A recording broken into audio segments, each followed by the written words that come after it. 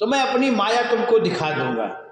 तो एक दिन नारद जी को भगवान रथ में बैठा करके कहीं अन्यत्र ले जा रहे थे और कहे कि नारद बाबा, बोले हाँ, बोले वो देखो झोपड़ी देख रहे हैं ना, हाँ, तो प्यास लगी है, पानी लाना।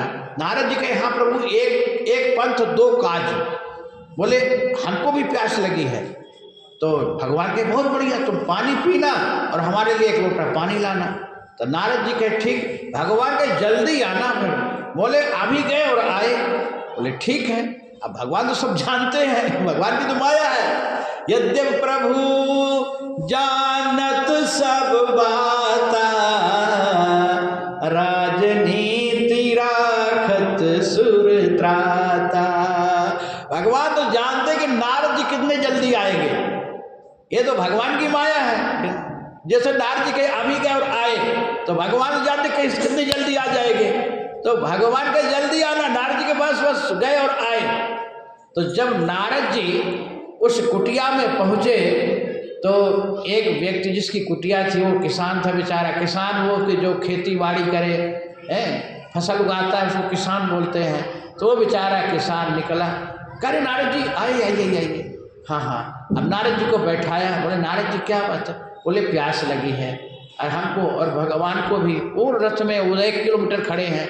अच्छा अच्छा नारद जी पानी लाओ, पिलाते हैं अभी।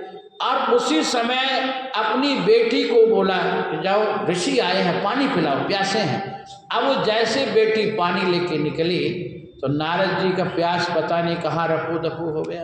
अब नारद जी उसी को नक्श सिक तक देखने लगे। तो नारद जी को उसने कहा रे ये बेटी हमारी है नारद बाबा, इसकी शादी नहीं हुई है, तो आप देखो शादी हो जाए। नारद जी कहे हाँ हाँ जरूर बिल्कुल। नारद जी पानी पिए और हस्त रेखा देखने लगे। तो उसने कहा कि नारद बाबा बहुत परेशान हूँ, यदि तुम शादी से कर लो तो काम बन जाए। हाँ हाँ बिल्कुल, क्यों नहीं। अब नारद जी शादी कर लिए, नारद जी की शादी हो गई। अब लड़के बच्चे हो गए। अब नारद जी अब वो किसान का काम करने लगे। नारद जी अब हल लिए अपने कंधे पे, बैल को लेके जा रहे थे खेत में अनाज लगाने नारद जी। और भगवान वही रास्ते में मिल गए और भगवान कहे नारद बाबा प्यास पानी। अरे नारद जी तो बस चकित हो गए।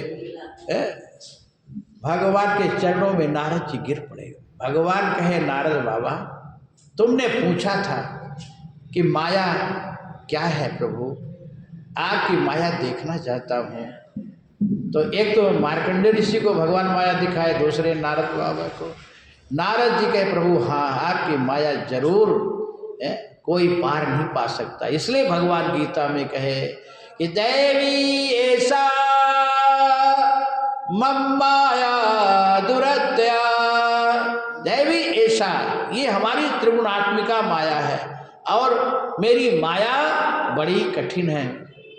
दैवी ऐसा गुणमयी मम माया दुरत्या मामेव प्रपद्यन्ते माया मेताम तरन्ते। मामेव, देखो यहाँ एव आया, मामेव। भगवान कहते मेरे और नहीं, केवल मेरा। कोई भजन चिंतन करता है, मेरे उपासना करता है, तो हम उसको अपने माया से पार कर देता हूँ। अब देखो आज हम कहते हैं हाँ हाँ प्रभु आप हमारे सब कुछ, आप हमारे हैं प्रभु हमारे हैं, लेकिन कहते भर हैं, बाहरी पक्ष से कह रहे हैं। बाहरी पक्ष से कहने में मतलब नहीं, अंदर से कहो। भगवान कहते मोर दास कहाय नर आशा, तो मैं नर कहा विश्वासा। भगवान कहते हैं कि वो केवल मोर कहता मैं प्रभु का दास हूं, मैं दास हूं, केवल कहता भर है। और विश्वास किस पर कर रहा है? साधारण व्यक्ति पर। तो भगवान कहते फिर कैसे उसका योगक्षेम करें? पूर्ण रूपेण से समर्पण हो जाए, कहे भर नहीं। उसका लक्षण भी हो जाए, उसका भाव भी बदल जाए, हमारे प्रति समर्पण हो जाए पूर्ण रूपेण से, मनसा वाचा कर्मणा से, तो फिर हम उसको जो कहे उसके साथ चलते हैं।